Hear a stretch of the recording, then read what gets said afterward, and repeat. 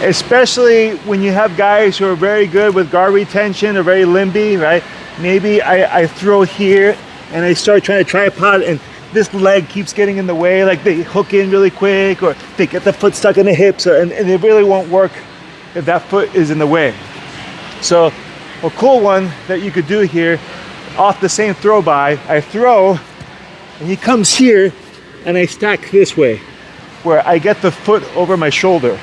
Okay, so when I throw by like this, I'm coming in here. Okay, everything else is the same, but now you've killed this hip, right? And this leg can no longer reach, right? If it reaches up, it's gonna fall out of place and it's gonna give me a very easy pass. If you guys watched ACC trials, Andrew Tackett did this to Kyle Chambers multiple times. And if you guys know who Kyle is, he's really tall, long legs, and he killed his guard really fast with this, right? Because he took this leg out of the way. So if we do this same throw by, I throw, and now rather than going straight here, going over the leg, I'm gonna go under the leg, but the same placement. Forearm in the crease of the hip. I could keep this hand here, or I could actually jump this hand up to a crossface as well, if he gives me the space. Okay, because that's gonna get me even tighter now, right?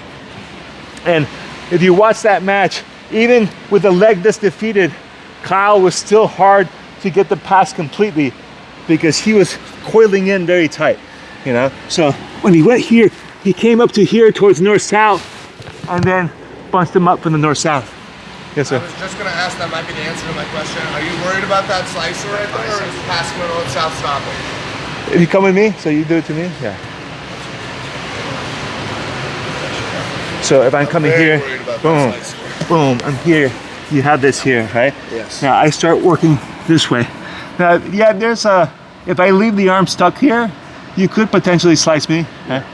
I mean, I've never tapped to a slicer. Neither have I, but I have some videos of people's arm breaks. Oh, I'm sure it could. So I'm worried about it. So particularly if I felt like you liked this position, like I went into here and then suddenly I see like you're inviting it, oh maybe I'll just get it out right away. I'll get it out. Yeah, like he doesn't have too much control here until I get deep, and now it could become a problem because now I've committed, so I can't easily rip anymore.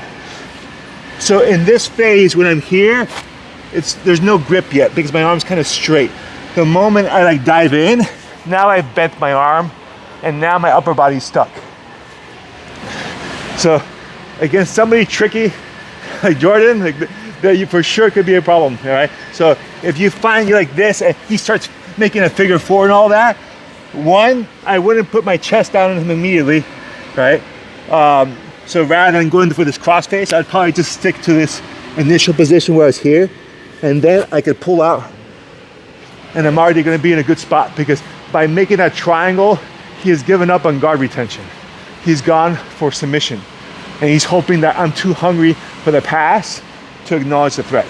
Is there, this is kind of for both of you, is there any way to gain more leverage off that bicep slicer? Like, so, like, let's say I'm getting passed like this and I'm able to get into the, like, my point in that bicep slicer. How can I apply more leverage to get, like... Let's not divert too far off into the bicep slicer details, but in order for the slicer to work, I need him to commit to the pass. Okay, I guess. Does that make sense? Yeah. So if you're the bottom guy, like I said, the more inviting he makes the pass look, the better it's going to be for you, right? Okay. If I see and I smell the trap, right? Like I could see the wires sticking out of the bomb, I'm like, I'm going to back out. Yeah, especially Jordan. Jordan's super tricky to play with. Like, so like, if I see something's too easy to get, then I'm like, nobody. Yeah, exactly. Nobody gives you things in jiu-jitsu unless it's a trap. Yeah. Right. So you would have to be cautious of that.